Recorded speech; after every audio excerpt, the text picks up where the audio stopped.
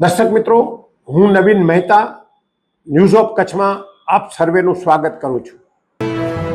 ખૂબ જ વરસાદને કારણે માંડવીના પોલડિયા ગામ નજીક ગઢસીસા હાલાપર રોડ ને યુદ્ધના ધોરણે રિપેર કરી ફરી શરૂ કરવામાં આવ્યો હતો, જે વરસાદમાં ડેમેજ થયો હતો। કચ્છ જિલ્લામાં છેલ્લા કેટલાક દિવસથી વરસી રહેલા વરસાદ અને પાણીની આવકને લીધે રોડ રસ્તાઓ પ્રભાવિત થયા છે। કચ્છના માંડવી તેમજ ગઢસીસા વિસ્તારમાં ભારે વરસાદને લીધે ગઢસીસા, મઉ, કોટડી, મહાદેવપુરી રસ્તા ઉપર આવેલા પોલડિયા ગામના એપ્રોચ રોડને નુકસાન થયું હતું। પાણીના ધસારાથી કોઝવેના બંને તરફના એપ્રોચ રોડનું ધોવાણ થઈ ગયું હતું। પાણીના ઓવરટેપિંગના લીધે માર્ગને બંધ કરવાની ફરજ પડી। જોકે પાણી ઓસરી ગયા બાદ રાજ્ય માર્ગ અને મકાન વિભાગ દ્વારા યુદ્ધના ધોરણે કામગીરી શરૂ કરવામાં આવી હતી। પથ્થર માટીના પુરાણ કરીને જમીનને સમથળ કરવામાં આવી હતી। માર્ગ ઝડપથી પૂર્વવત થાય અને રાહદારીઓને કોઈ મુશ્કેલી ન પડે તે યુદ્ધના ધોરણે આ રસ્તાનું મરામત કામ કરવામાં આવ્યું। માર્ગ અને મકાન વિભાગની આ ત્વરિત કામગીરીથી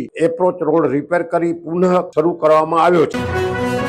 સોફ Kutch power by Opal electronics, LG best shop, Vijaynagar road Bhuj, Rambag road Adipur.